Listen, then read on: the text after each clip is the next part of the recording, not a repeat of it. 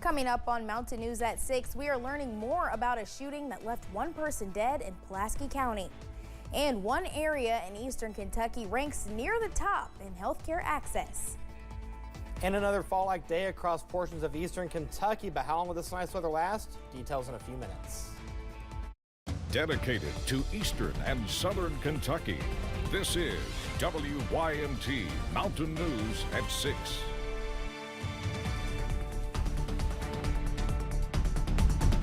During the weekend, the Pulaski County Sheriff's Department responded to a shooting that left one man dead. WYMT's Austin Hicks reports on the investigation and the increase in violent crimes in the area. On Sunday, officials with the Pulaski County Sheriff's Department were called to an apartment complex off Highway 90 in the Bronston community after a shooting occurred. Upon arrival, deputies found one victim, Marion Flanagan, dead at the scene, and the potential suspect, Kevin Janowinski, attempting to flee the scene. Upon getting statements, we found out that he was the person of interest in the shooting. So we worked the scene down there at where the shooting occurred at, and then we brought him back here to the sheriff's office, where he was later charged with murder and possession of a handgun by a convicted felon. Even with the suspect in custody, there are still questions left unanswered.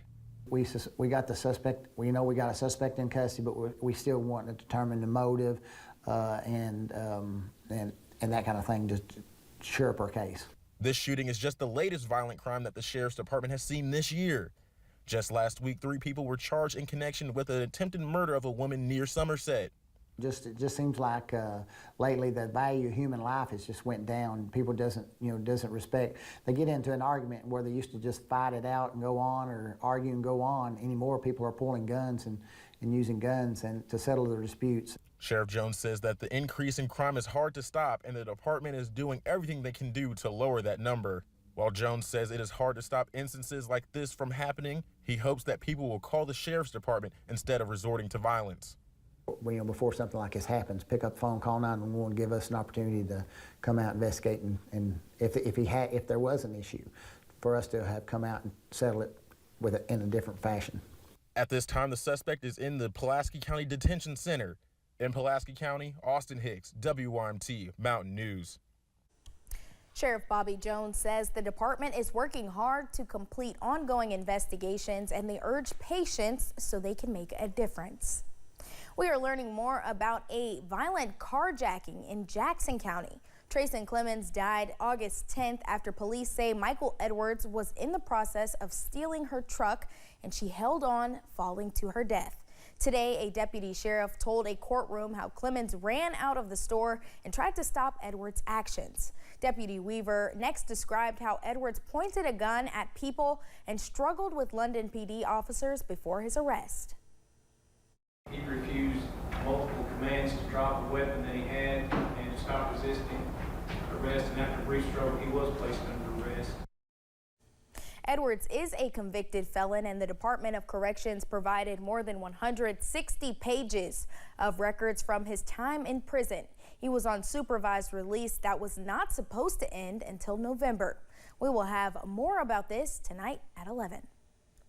Family and friends of Amber Spradlin were back in the courtroom today as the 3 men charged in connection to her murder were each arraigned on an additional charge, and motions made since their arrest were brought before the judge. WYMT's Buddy Forbes shares today's updates. With Michael M.K. McKinney's attorney receiving a $500 fine for contempt of court. I have a problem with it, so I want to file you contempt. A ruling that Dr. Michael McKinney is allowed to return to work as part of his home incarceration. Just felt like there needed to be some explanation there as to why he needed to work more now when he couldn't see patients than he did when he was able to see patients. And a bond reduction from $100,000 to $50,000 for Joshua Mullins. It's not totally unexpected given the charges. The 3 men arrested in connection with the murder of Amber Spradlin were back in the courtroom Monday, each pleading not guilty to superseding indictments. We just have to take it day by day and see how it works out. An additional count of tampering with physical evidence was added to the respective indictments for the men. with investigators claiming they planted a knife that was not involved in the murder at the scene of the crime. It floors me that they thought that they were that much smarter than the Kentucky State Police and Brent Turner, that they were going to be able to throw this investigation off by planting a knife in a couch. While she says it is promising to know the investigation is still yielding results, Spradlin's cousin Debbie Hall hopes to see more progress come before the trio is back for a pretrial conference in October. With this development, we think there's still a chance that some more information will come out, and some of these other people that we feel like had a part in it will have to answer for their part also. Saying every day in court is a day closer to the truth. In Floyd County, Buddy Forbes, WYMT Mountain News. The three men are expected to be back in court October 24th. Troy Campbell's murder trial began today in Perry County. Campbell is charged with killing 29-year-old Ryan Whitaker in Hazard in February of last year. Officers said Whitaker was shot in a driveway at a home on Gamble Drive. Shortly after his arrest, Campbell's attorney told the court, quote, "It is a self-defense case." Jurors were selected today, and the trial is expected to continue tomorrow. The man who was charged with assault following a shooting that led to schools going on a lockdown was in court today. Officials with the Wolfe County Circuit Court Clerk's Office say Pedro Teres' motion hour was postponed until September 16th. The shooting happened back in March, which led to a manhunt of Teres' and also to Owsley, Lee, Breathitt, and Wolfe County's schools going on lockdown. 3 people are behind bars after police executed a narcotics search warrant in Campbell County, Tennessee. The search warrant was conducted last Friday at a home in the Morley community.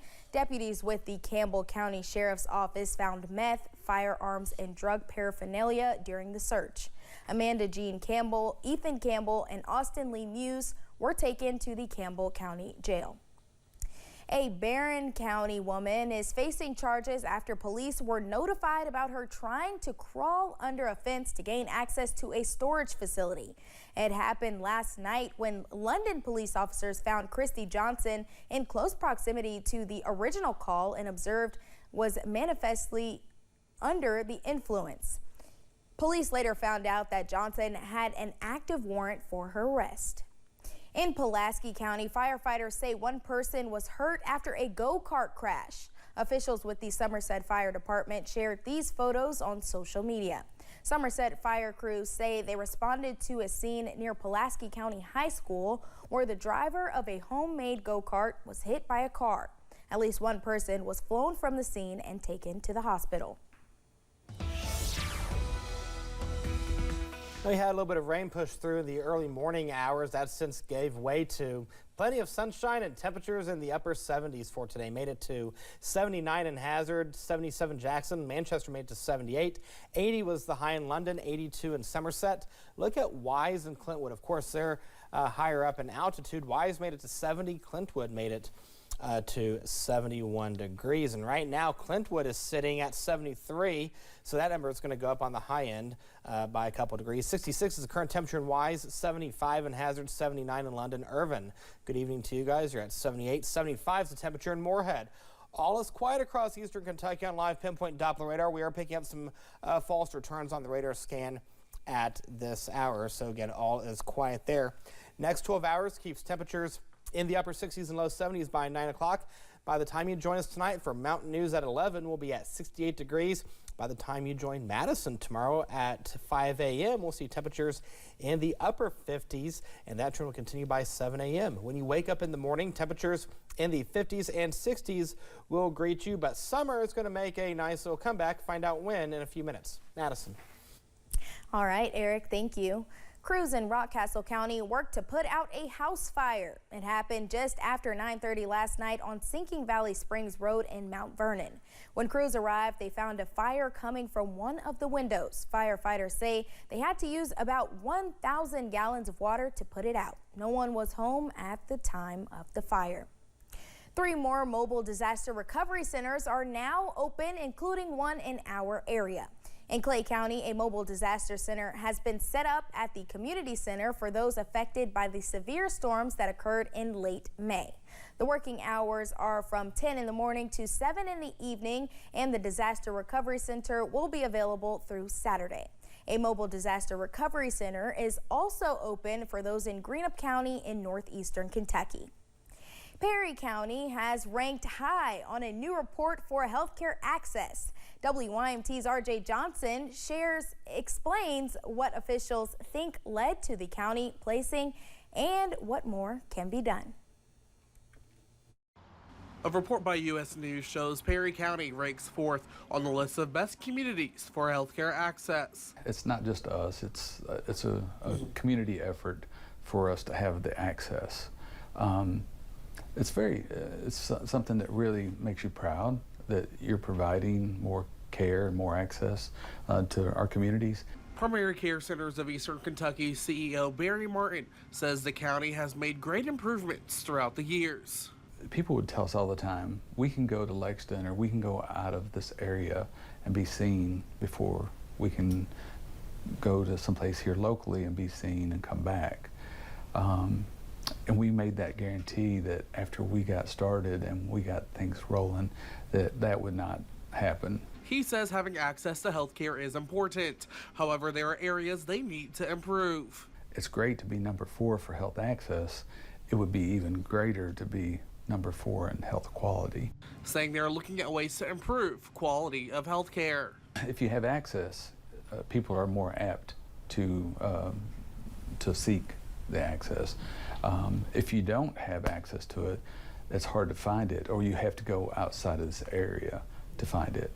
You don't have to go outside this area to find really good quality and good access to good quality health care. In Perry County, RJ Johnson.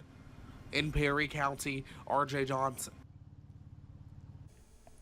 Perry County was one of 2 Kentucky counties ranked, with Boyd County at number 11.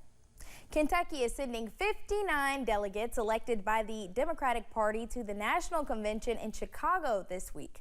Last month, delegates of the Kentucky Democratic Party voted nearly unanimously to endorse Vice President Kamala Harris as the party's nominee. Robert Connie is one of the representatives from Louisville. It is his first Democratic National Convention. He says he is looking forward to Governor Andy Beshear speaking before a national audience tonight. I really think he's going to put Kentucky front and center in his speech.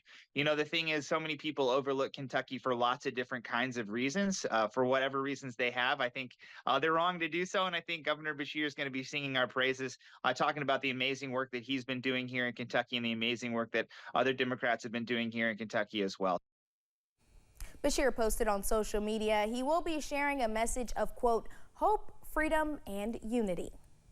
Governor Andy Beshear has announced more than $1.8 million is now available to increase public safety.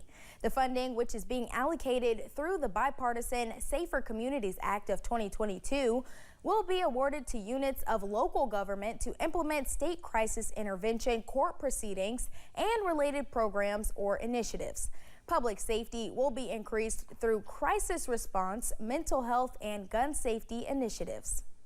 Governor Andy Beshear provided a statement saying, quote, this new source of federal funding is yet another way we are increasing public safety throughout the Commonwealth. By funding crisis intervention, we can divert individuals from the criminal justice system, save lives, and make our communities safer. All right, here's a sneak peek at your forecast for tomorrow. Temperatures will be in the low to mid 70s, but the question is, how long will this stretch of nice weather last? I'll have the answer in the First Alert forecast in a few minutes. Stay with us. And problems have already started after a sprinkler pipe burst within one dorm at EKU.